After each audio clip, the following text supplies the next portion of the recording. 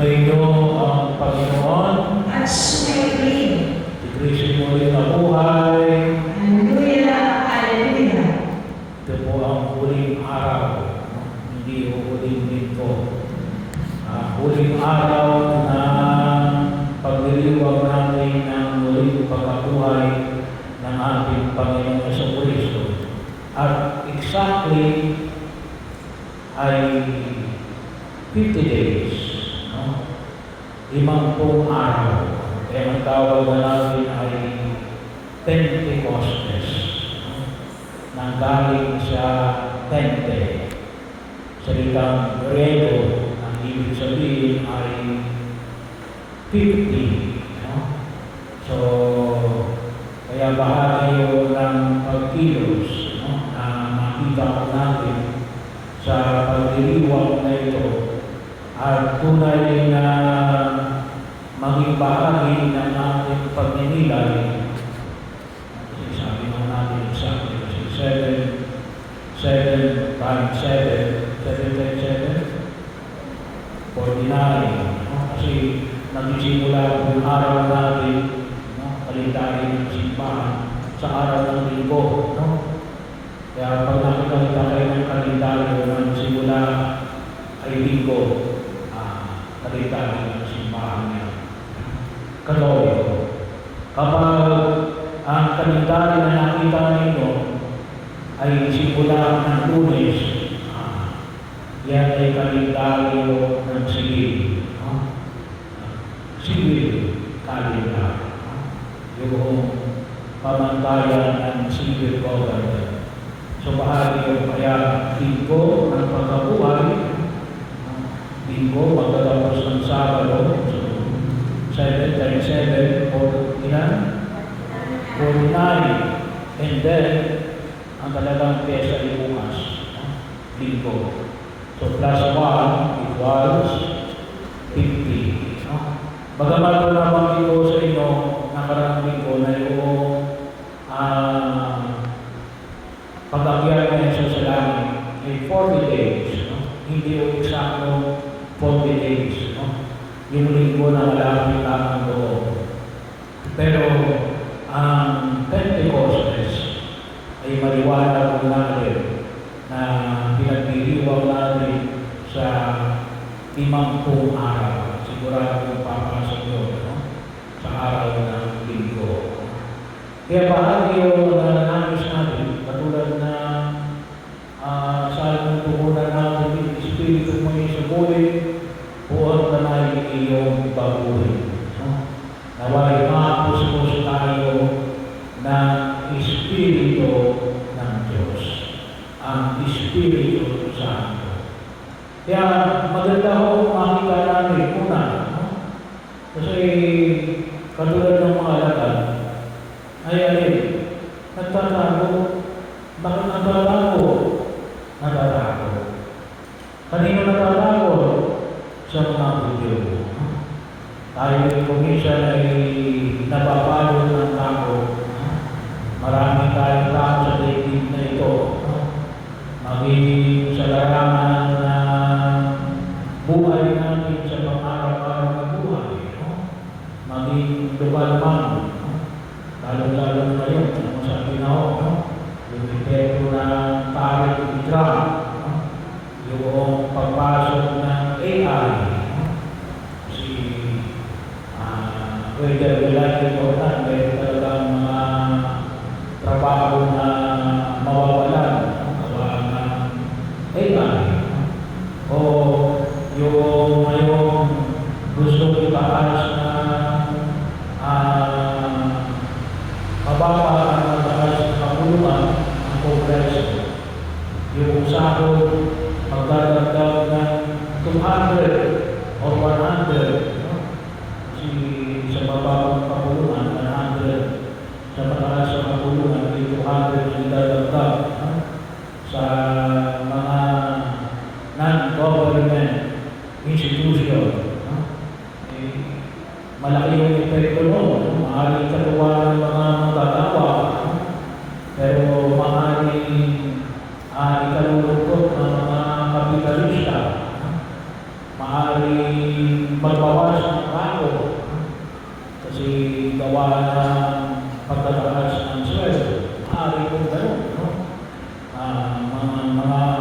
takot na inaharap natin sa daigdig na ito. Kundi kaya isipin, no? Sa larangan ng kapayapaan. Ang kumisan, no? Tayo mismo may kanya-kanya tayong takot. No? Bahagi ho. Lalo-lalo na yung alin. Yung pinoproblema. No? Yung hindi mo problema. Maraming takot talaga nangyayari. Pero walang pahalaga na pinangyayari ng Jesus. Yung unang biyaya na ibibigay ng Espiritu Santo ay kapayapaan. Kaya yung sabi ng Jesus, sumayin niyo ang kapayapaan. Sumayin niyo ang kapayapaan. Kaya po sa ating banal na pagdiriwang ng misa, tayo ay nagbibigayan ng kapayapaan. Hindi yung kapayapaan natin yun. Yun ay kapayapaan ni Kristo. Nais natin ibahagi.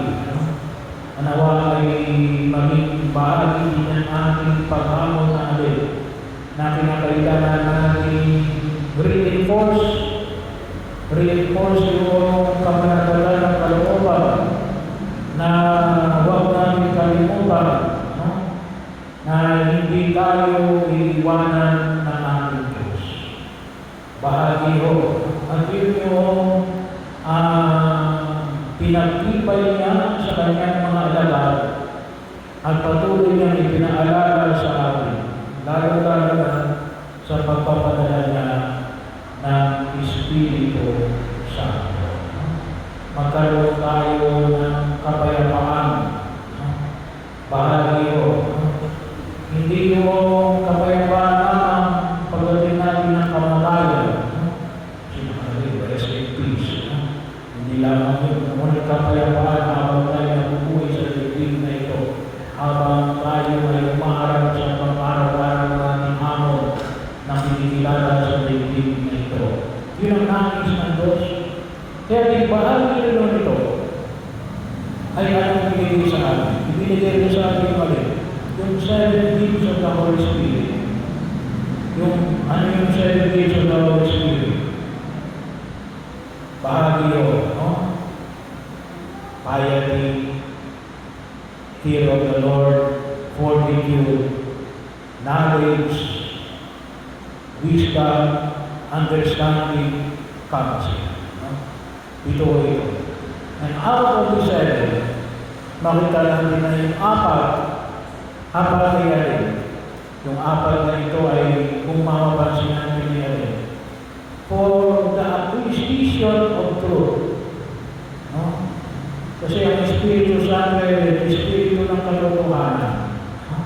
Yun ang pamangkin na Jesus. Kaya tayo magkakaroon ng kapananagal kapag nakita natin yung tunay na katotohanan. Bahagi o kapag hindi natin nakakamit ng katotohanan, palagi tayong magkakaroon ng agam-agam. Kaya ang tawag natin ni agam-agam. Hindi natin malaman kung ano pa talaga yung totoo. Hindi tayo makalaman. At ano itong apat na ito? Knowledge. Kaalaman. Kaya bahagi yun ng pagkilos na tayo inanyahan ng Diyos na magdagdag ng ating kaalaman. Huwag tayo tumigil na madagdagan ng ating kaalaman. Naalala ko nung kami ay seminarista pa. Sabi ng aming professor ay dapat daw may palaging 3 kami dala at ang isa rito galing dictionary. Bakit? Pag hindi mo alam, tingnan mo sa dictionary. Alam naman natin, dictionary, very valid. Ngayon, hindi mo na kinakaya ng dictionary. I-google mo na lang. Mayroon mas matindi pa ngayon. I-chat-GPT mo na lang. Ilang komisyon problema sa chat-GPT. O di kaya sa DeepSeek. Dami na yun, may Monica pa. Hindi mo lang alam kung saan galing. Kapag ginugol mo, at least nakalagay ito ng source. Pero yun, marami na tayo na dapat na makita natin. Kaya, pasensya na ko kayo kung humahaba yung servo natin, no? Kasi dinadagdagan ko yung kaalaman, no?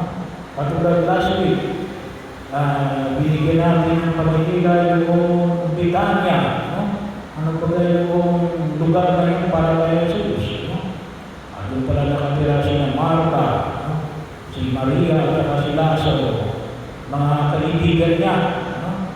Kaya doon siya nanggaling paakyat sa langit. Well, marami pa iba kung mapapansin natin yung talagang maging bahagi ng Panginoon. Sana makita natin na yun kasi sabi na natin na yun, yung kaalaman niya rin. On the tips of our fingertips, tayo nang may dumilidad na, pupunta po tayo sa library para manaliksik. Pwede itanong sa iba, kailangan kung isa sa iba, maramo, ayaw nilang sabihin ko ano yung tinatanong natin. Pero yun, huwag kayong bumigil na malaman ang kaalaman. Kasi yan ang Espiritu ng Espiritu Santo. Ano ba? Ay tawagin po natin ay counsel. Ano yung counsel?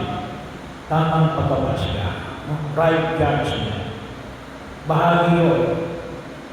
Hindi ka pwedeng magkaroon ng tamang pagbabasya kapag kulang ang information mo.